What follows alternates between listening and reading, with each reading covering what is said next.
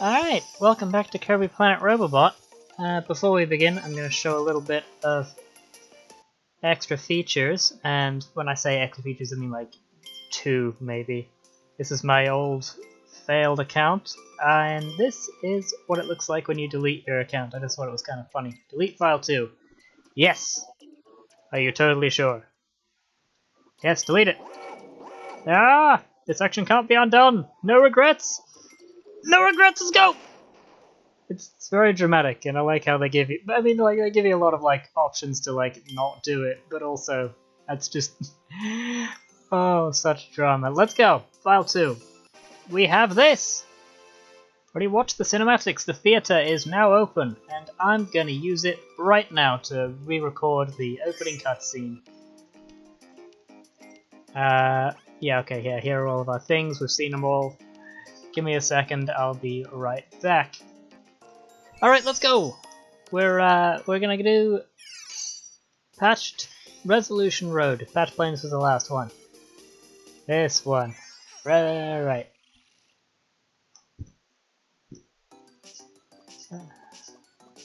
And here we have the hazards for the for this one. Traffic lights. I am all about this. This is the most charming thing I've ever seen. This is great. Pardon me. Oh, this sort of like town setting. Oh no, this is good. And this! Oh, this is the cutest thing I've ever seen! Little Waddle Dee walking across the street with a parasol on his way to Waddle Dee work. Oh, this is good. Oh, towns. Not towns. It's just, I don't know, it's great. I'm a bit lost for words here. This is a charming setup.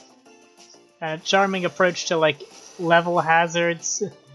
This guy on his way to Waddle Dee work in, like, the factory, I guess, whatever. It's like... Oh, well, pardon me. There is a thing up here. Ah. And the music is great, too. This is charming. It's got, like, a whole sort of... There's a code cube back here. Like, a whole city is, like, sprung up, and people seem, like, weirdly settled in it. Like, the Waddle Dees have got, like, new jobs, and, like, they get, like, to have, like, own apartments or something, and they, like, come home because there's Waddle Dee wife, and they're like, hey, how was Waddle Dee work? And he's like, oh, you know, it's hard work, but you know what? It's totally worth it to have our own space. We used to just have to live at Castle DDD, and I don't think that guy even ever paid us. Like, we didn't even have a dental plan or whatever. So, like, you know, it's an improvement in our standard of living. You know, it's... Oh, no. No, like, commuting to work by floating on parasols? Oh, this is good. I completely got wrapped up in my Waddle Dee domestic fantasy. This is Jet Kirby. This is the new copy ability. Not a new copy ability, this is one from all the way from, like, Superstar. Yeah, Kirby Superstar. And its thing is aerial mobility and charging up to dash forward. That's kind of its only moves. Except for this thing that's quite hard to get it to do. Whoops! I pressed up and there was a door. If you press up and B, you do a little backflip jet kick, which is pretty awesome, and that's new to Robobot. That was not here in Superstar. Now we're in a robot, and this is going to be a very delicate process to not kill any Waddle Dees. Look at them floating along on their parasols. Are we like doing the right thing here? Whoop! Sorry. Because like an economy is already like formed, and these Waddle Dees are doing like well for themselves in it. And we're gonna like go over there and kill the evil overlords or whatever. And in so doing, a lot of people are gonna lose their improved standard of living and have to go back to working for DDD. Like, are we really the bad guy? Are we? Is this the right? Okay, you know what? I'm thinking too hard about this. This is how capitalism wins. By making it... Yeah, okay. Let's go.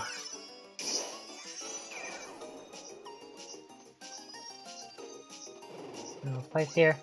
This is a really nice setting for a level though. Like, after the first one it's like a pretty like standard like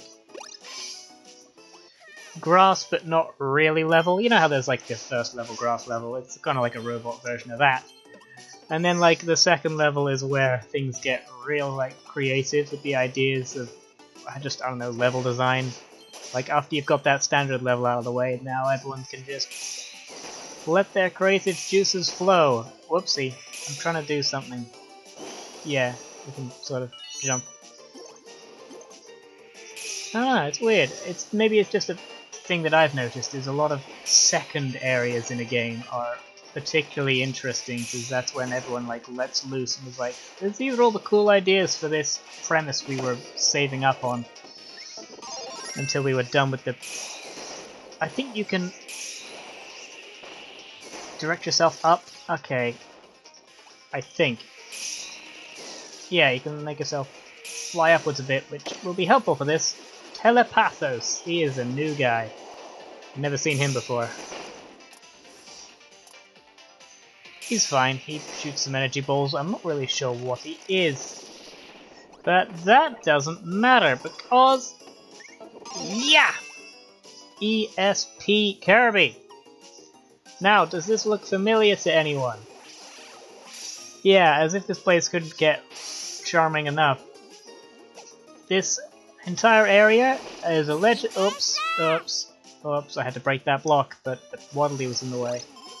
This entire area has been either directly or indirectly influenced by Earthbound, the homely, like, town aesthetic to your RPGs. And that is explicit as this is so very clearly a NES-themed power. Oh, these energy balls, I'm sorry. You can teleport, you can directionally influence this little psychic ball, you can charge it up. Whoa! Pardon me, you almost got absolutely all sorts of vaporized by that. Pardon me. You can directionally influence your teleport as well. And if we can demonstrate... come on, get on target. Your guard has a little thing around it. And if you hit it as soon as you're about to get hit, it kind of does Ness's little PK shield thing, except with teleporting. This is the standard enemy version of the psychic guy we just did. That would have given us ESP. There are buses now. We gotta find something to do with this battery. This music is lovely. Everything about this is lovely. Where are we going? That looks battery-esque. Pardon me. So, weird exploding turnips. Alright! And now we have a puzzle that is very clearly designed with ESP in mind. You couldn't have done that with many other things. And this is not a wall. It's a little hidden Robobot, and by hidden I mean it's kind of hidden. I've missed it in the past. And you're going to need it for some extra thingamawhatsits that are in this level that we saw a while back. Hey! Ow! Stop it. And yes, you can destroy the cars, and no, I'm not going to. I didn't realize until editing that I had killed so many Waddle Dees in my initial Robobot rampage. That was unfortunate. I didn't even like notice I was too busy talking about other things. Unscrew this for the rare sticker. Pardon me, sir. Pardon me again. I should probably show off what he can do, which is energy balls. Weird psychic energy balls. You can just sort of hold it and float along, and it just sort of happens. Oh, oh no. Oh, that's unfortunate. No! Oh, I'm causing a massive, like, traffic oh, I think I am the bad guy.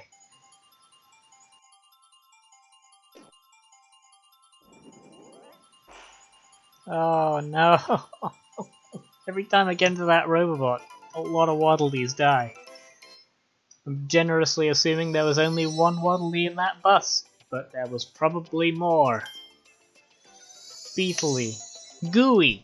Kirby's Dream Land 3. Now this is interesting, because we mentioned Kirby's Dream Land 3 a while back. Gooey was kind of like the original Player 2 to Kirby. He hasn't really showed up ever since. And yes, Kirby did have copy abilities back then, just not very many, so his moveset was sort of amplified slash just, I don't know, supported by these weird little animal friends that he had you could do things with, and also Gooey. Actually, Kirby, the first Kirby game did not have copy abilities, that is what I thought, but every other game since has had them. Every other standard game has had them. Like, there are some games where there are none, like Canvas Curse, wherein he is a ball, and Epic Yarn, in which he is Yarn. I need to charge my DS. But typically, copy abilities have always been around in some form or other, although they've worked under different rules in the past. Let's go!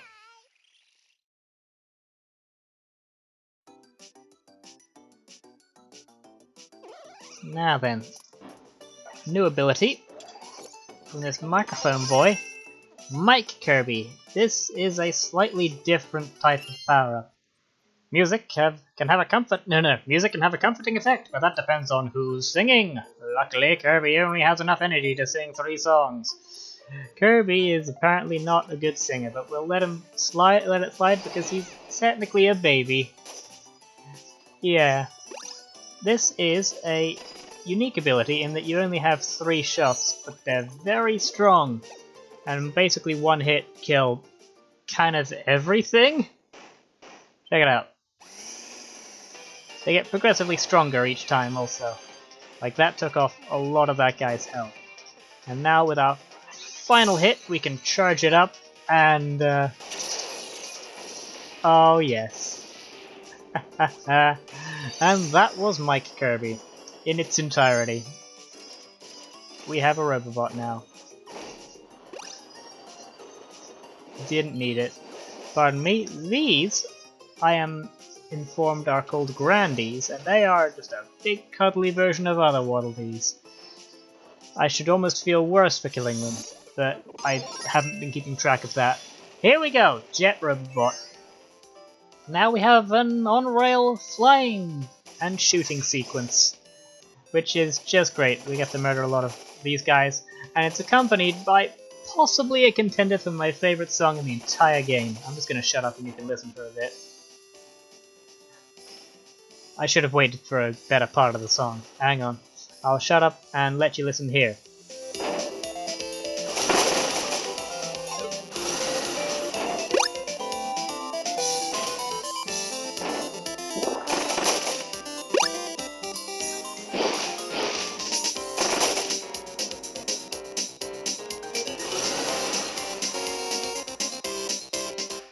I've listened to this a lot, just in the comfort of my own home, listening to soundtracks. Get the sticker! Oh no. Code Cube!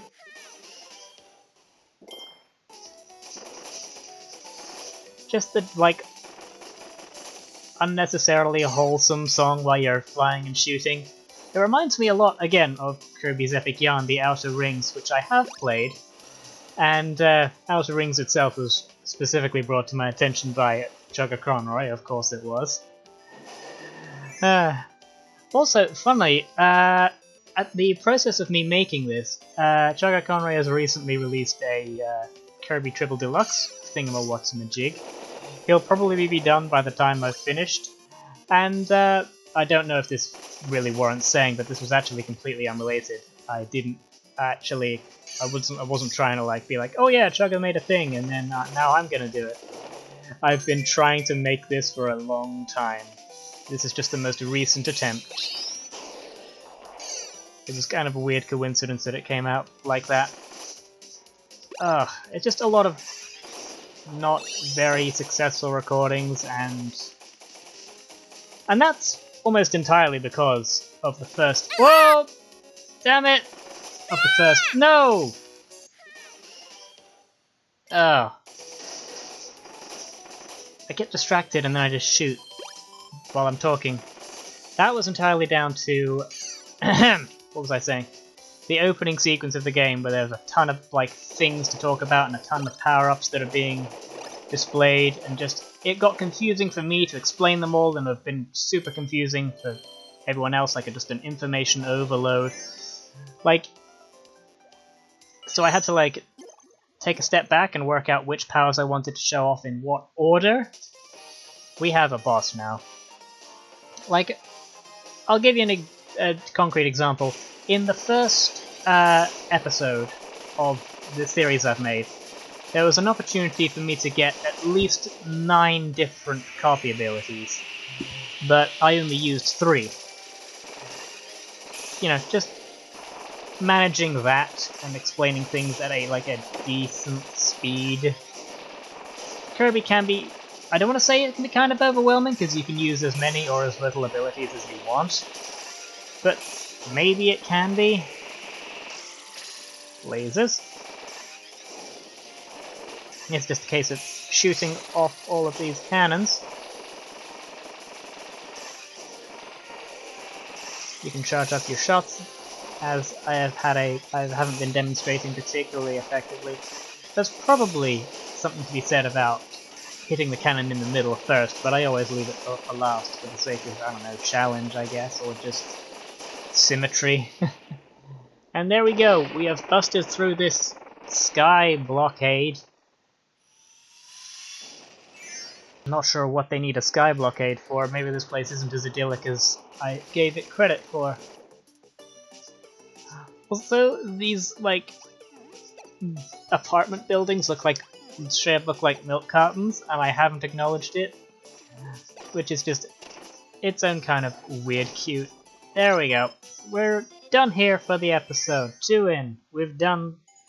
Did I get the rare sticker? I don't even remember. I was too busy talking about all sorts of nonsense. We have not made it to first. Maybe we have. No, no, no, we did! Okay. That comes as a surprise to me, but that's fine. Hey. And what haven't we here? Kirby. Yes. And Kirby on the phone, which is actually a thing, a like game mechanic slash definite thing from Kirby and the Amazing Mirror. You would like call out, "Hey! Epic Yarn comes up again." I didn't even plan that. Prince Fluff. I love Kirby's Epic Yarn. It's got some great stuff in it. It's got amazing music, especially, and amazing like visuals. It's easy, but I don't care. It's not for the challenge. It's because it's charming and lovely. The soundtrack is especially one of my favorites. It was done by a guy called Tomoya Tomita, who was Goodfield's primary composer. Did Kirby's Epic Yarn, did Wario Land Shake It. I think he maybe was responsible for Yoshi's Woolly World. I should stop talking about this. It's the end of the episode now. I shall see you next time. I would highly recommend looking up Kirby's Epic Yarn as a soundtrack, but that's neither here nor there. Bye! I shall see you later.